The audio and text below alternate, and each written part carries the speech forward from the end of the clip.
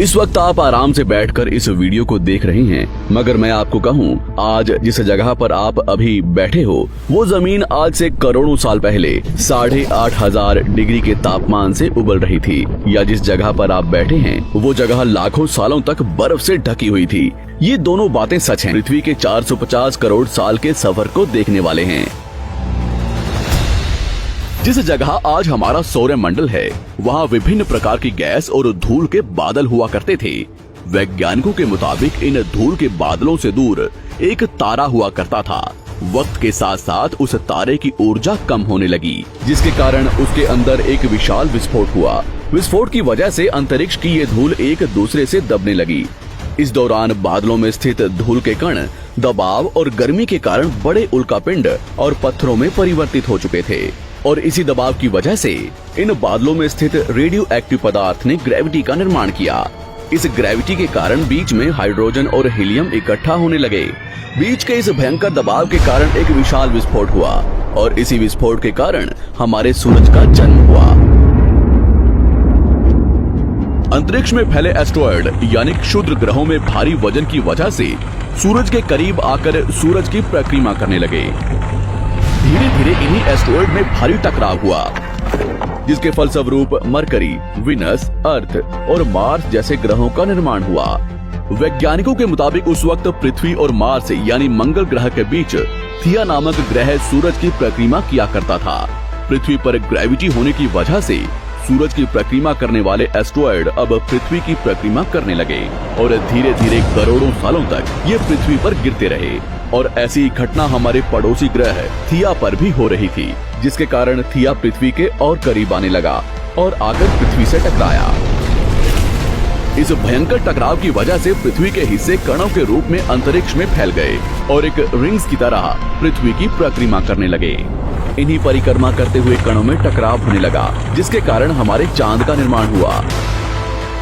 उस वक्त पृथ्वी पर सिर्फ एक ही समुद्र हुआ करता था, और वो था 1900 डिग्री सेल्सियस की तापमान पर उबलते हुए लावे का।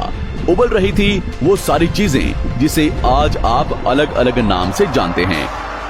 वक्त के साथ साथ पृथ्वी धीरे धीरे ठंडी हो रही थी, जिसके कारण पृथ्वी के भारी तत्व जैसे धातु और रेडियो एक्टिव पदार्थ पृथ्वी के केंद्र में जाकर इकट्ठा हो गए, और हल्के पदार्थ पृथ्वी की सतह पर आ गए। लाखों सालों तक पृथ्वी पर उल्कापिंडों की बरसात हुई, और इन गिरते हुए उल्कापिंडों में जमा था नमक, मिनरल्स और पानी। करोड़ों सालों तक इन उल्कापिंडों की बरसात होती रही, और धीरे धीरे पृथ्वी की ऊपरी सतह पानी से ढकने लगी। वैज्ञानिकों के मुताबिक यही वो वक्त था जब दूर गहरे पानी के अंदर निकलते ज्वालामुखियों से पहली बार सूक्ष्म जीवों का निर्माण हुआ। लाखों सालों बाद एक वक्त ऐसा आया जब पृथ्वी की पूरी सतह पानी से ढक चुकी थी। हमारी पृथ्वी के सबसे अंदर का कोर रेडियो एक्टिव पदार्थ से बने होने की वजह से हरदम गर्म होता रहता है, लेकिन जब भी पृथ्वी की ऊपरी जमीन ठंडी हो जाती है तब पृथ्वी के अंदर की गर्मी बाहर नहीं निकल पाती, जिसके कारण ज्वालामुखियों का निर्माण होता है। और उस वक्त कुछ ऐसा ही हुआ। पानी से ढकी हुई पृथ्वी पर हजारों की तादाद में ज्वालामुखी निकलने लगे, और आने वाले लाखों सालों तक इन ज्वालामुखियों का निकलना जारी रहा, जिससे पानी के ऊपर जमीन का निर्माण हो रहा था। इस वक्त भी पृथ्वी पर वातावरण न होने की वजह से अंतरिक्ष से उल्कापिंडों की बरसात हो रही थी। आज से लगभग 300 करोड़ साल पहले पृथ्वी पर ऐसा वक्त आया जब पृथ्वी का वातावरण लगभग स्थिर होने लगा था। ज्वालामुखी निकलने धीरे हो गए थे, और पृथ्वी का एक दिन 12 घंटे का हुआ करता था। साल बीतते गए, और धीरे धीरे ये सूक्ष्म जीव विकसित होते गए और समूह में रहने लगे। आज से लगभग 250 करोड़ साल पहले पहली बार पृथ्वी पर ऐसे जीवों का निर्माण हुआ जो जीने के लिए ये पानी के अंदर के मिनरल्स यानी खनिज पदार्थ और धूप का इस्तेमाल करते थे, और मल त्याग के रूप में ऑक्सीजन बाहर निकालते थे। इस वक्त तक पृथ्वी पर ज्यादातर ज्वालामुखी निकलने बंद हो चुके थे, और इन माइक्रोबैक्टीरिया की वजह से वातावरण में ऑक्सीजन की मात्रा बढ़ रही थी। वातावरण में ऑक्सीजन बढ़ने की वजह से पृथ्वी का वायुमंडल बनना शुरू हुआ, और आने वाले हजारों सालों तक वातावरण में ऑक्सीजन की मात्रा बढ़ती रही, जिसकी वजह से पृथ्वी के ज्यादातर हिस्सों में ये सूक्ष्म जीव फैल गए। हजारों सालों बाद एक वक्त ऐसा आया जब पृथ्वी में ज्यादा ऑक्सीजन बढ़ने के कारण ये सूक्ष्म जीव मरने शुरू हो गए। उस वक्त तक पृथ्वी का वातावरण ठंडा होने के साथ साथ ऑक्सीजन से भी भर चुका था, जिसके कारण जमीन और वातावरण में स्थित आयरन यानी लोहे के मिनरल्स पानी में स्थित ऑक्सीजन से रिएक्ट होने लगे। और एक वक्त ऐसा आया जब पृथ्वी की जमीन आज के मार्स के जैसे लाल हो चुकी थी। वक्त बीतने के साथ साथ धरती की टेक्टोनिक प्लेट्स में दरार होने लगी, जिसके कारण पृथ्वी के अंदर का लावा जमीन की तरह कई लाखों सालों तक खुला उबलता रहा। और यही वो कारण था जिसके कारण पृथ्वी के वातावरण में कार्बन डाइऑक्साइड की मात्रा बहुत बढ़ गई और पृथ्वी पर एसिड की वर्षा शुरू हो गई। एसिड रेन की वजह से पृथ्वी का तापमान घटने लगा और तापमान इतना घटा कि पृथ्वी के ऊपर स्थित पानी बर्फ में परिवर्तित होने लगा। पृथ्वी पर पहली बार भयंकर आइस एज आया। इस वक्त पूरी पृथ्वी सफेद बर्फ से ढक चुकी थी। आमतौर पर जब धरती पर सूरज की किरणें गिरती हैं, तब जमीन उन किरणों को सोख लेती है, मगर क्योंकि पूरी पृथ्वी बर्फ से ढक चुकी थी और क्योंकि बर्फ सफेद और चमकीली होती है, जिसके कारण सूरज की किरणें धरती पर गिरने के बाद वापस चली जाती थी। इसी कारण से पृथ्वी कई लाखों सालों तक बर्फ से ढकी रही, मगर फिर से पृथ्वी के अंदर स्थित गर्मी ज्वालामुखी के रूप में निकलना शुरू हो गई और इन ज्वालामुखियों से निकलने वाली गर्मी ने बर्फ को पिघलाना शुरू कर दिया। इसी बीच पृथ्वी की गहराई में बचे कुछ सूक्ष्म जीव धीरे धीरे बदल रहे थे और अब वो ऑक्सीजन को अपने शरीर को बड़ा और जटिल बनाने के लिए इस्तेमाल करने लगे थे। इस बीच पानी में अलग से भी छोटे समुद्री पौधे निकलने शुरू हो चुके थे। बाहर जैसे जैसे ज्वालामुखी निकल रहे थे, वैसे वैसे वातावरण कार्बन डाइऑक्साइड की वजह से गर्म हो रहा था। वक्त के साथ साथ बर्फ तो पिघलने लगी, मगर धरती पर फिर से एसिड की वर्षा शुरू हो गई, जिसके कारण फिर पृथ्वी ठंडी होने लगी और फिर पृथ्वी की ज्यादातर सतह बर्फ से ढक गई। ऐसा बार बार कई हजारों सालों तक होता रहा और इसी कारण से अब समुद्री जीव धीरे धीरे वातावरण के हिसाब से विकसित हो रहे थे। इस बीच कई सारे जीव और समुद्री जंगल्स विलुप्त हो गए, मगर जो बच गए वो धीरे धीरे पृथ्वी के बदलते तापमान के हिसाब से ढलते गए और अब हजारों सालों बाद समुद्री पेड़ बर्फ की वजह से पूरी तरह से मरते या सूखते नहीं थे। अब सूक्ष्म जीव समुद्री जीव बन चुके थे। जब फिर से ज्वालामुखियों ने पृथ्वी की बर्फ को पिघलाना शुरू किया, तब ये समुद्री पेड़ जल्दी विकसित होकर फैल गए। धीरे धीरे वातावरण में ऑक्सीजन की मात्रा बढ़ने लगी और पृथ्वी पर होने वाली एसिड की वर्षा कम होने लगी। वातावरण में ऑक्सीजन आने की वजह से पृथ्वी की ओजोन लेयर्स मोटी होने लगी और आज से लगभग 47 करोड़ साल पहले पृथ्वी की ऊपरी सतह पर पहली बार मोसोस नामक प्लांट उगना शुरू हुआ। वक्त के साथ साथ जमीन पर अलग अलग प्रकार के पौधे और पेड़ उगना शुरू हुए। एक वक्त ऐसा आया जब जमीन के पेड़ों की लंबाई लगभग 80 से 100 फीट जितनी या आज के 5 से 6 मंजिला बिल्डिंग जितनी ऊंची हो चुकी थी। ये वो वक्त था जब समुद्री जानवर समुद्र से बाहर निकल रहे थे और जमीनी जानवरों में परिवर्तित हो रहे थे। धरती की ज्यादातर जमीन एक जगह इकट्ठी हो चुकी थी, जिसे आज हम पैंजिया महाद्वीप के नाम से जानते हैं। पृथ्वी का वातावरण और तापमान लगभग स्थिर हो चुका था और अब करीब 21 से 23 घंटे का दिन हुआ करता था। अब समुद्री जीव पानी से बाहर रहने लगे थे और वातावरण के हिसाब से उनके शरीर का रंग रूप बदल रहा था। धीरे धीरे ये जमीनी जानवर डायनासोर्स में परिवर्तित हो गए। जिन डायनासोर्स ने पेड़ पौधे खाने शुरू कर दिए, उनका शरीर लंबा और विशाल रूप से विकसित होने लगा। कुछ डायनासोर्स शिकार किया करते थे, जिसके कारण वे छोटे और तेज होते चले गए।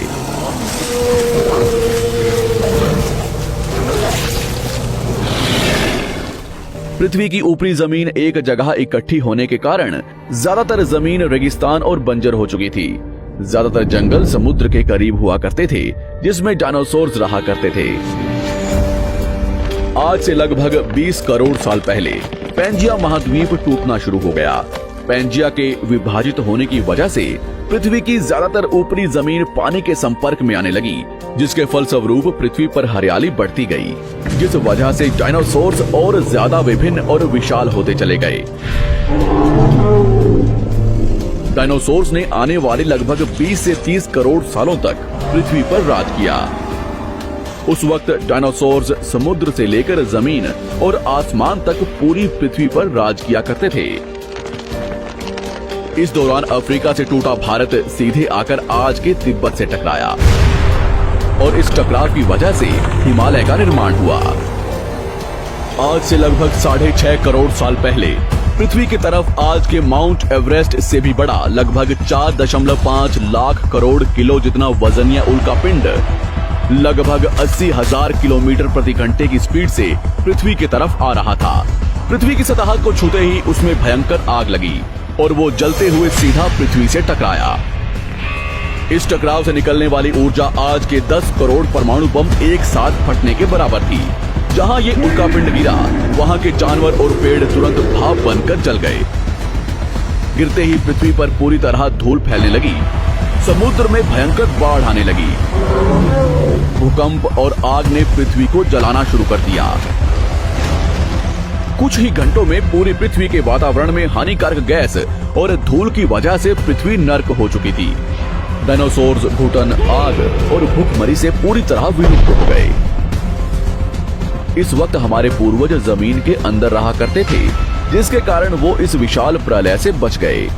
पृथ्वी का वातावरण पूरी तरह से काला और अंधेरा हो चुका था, जिससे धूप भी जमीन तक नहीं पहुंच पा रही थी। पृथ्वी के पेड़ और ज्यादातर जानवर विलुप्त हो गए। वातावरण में धूल और हानिकारक गैस के कारण पृथ्वी पर फिर से एसिड की वर्षा शुरू हो गई और फिर पृथ्वी ठंडी होकर बर्फ से ढक गई। लेकिन इस बार पृथ्वी की बर्फ लाखों सालों तक नहीं जमी रही और 80 से 90 हजार साल बाद ये बर्फ पिघलनी शुरू हो गई।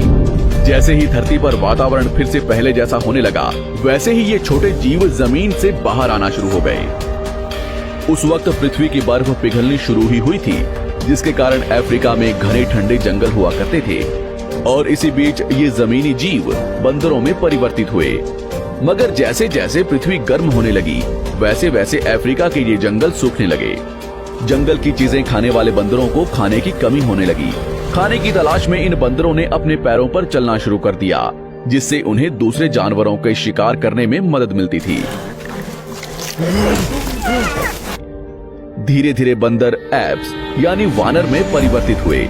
खाने की तलाश में ये एप्स पृथ्वी के दूसरे हिस्सों में फैलने लगे और धीरे धीरे उनके शरीर का रंग रूप वहाँ के मौसम के हिसाब से बदलता गया। वक्त के साथ साथ हम आदिवासी बने। हमने हथियारों से लेकर आग का आविष्कार किया। हम धीरे धीरे इंसान के रूप में विकसित हुए। हमने धर्म से लेकर परिवार, भाषा और संस्कृति का निर्माण किया और वक्त के साथ साथ हम विकसित होते चले गए और आज हम इस पृथ्वी की सबसे विकसित प्रजाति बन चुके हैं। पृथ्वी को आज के जैसे बनने में लगभग 450 करोड़ साल का वक्त लगा है और हमें एक छोटे जमीन में रहने वाले जानवर से इंसान बनने में कई लाखों सालों का। मगर हमने इन 100 सालों में जितना पृथ्वी को गंदा और तबाह किया है, उतना आज तक किसी भी प्रजाति ने नहीं किया होगा। हम फिर से धरती को गर्म कर रहे हैं और कार्बन डाइऑक्साइड की मात्रा बढ़ा रहे हैं। वैज्ञानिकों का मानना है कि पृथ्वी पर फिर से विशाल परिवर्तन होने वाला है। भविष्य में पृथ्वी कैसी होगी, जानेंगे हमारी अगली वीडियो में।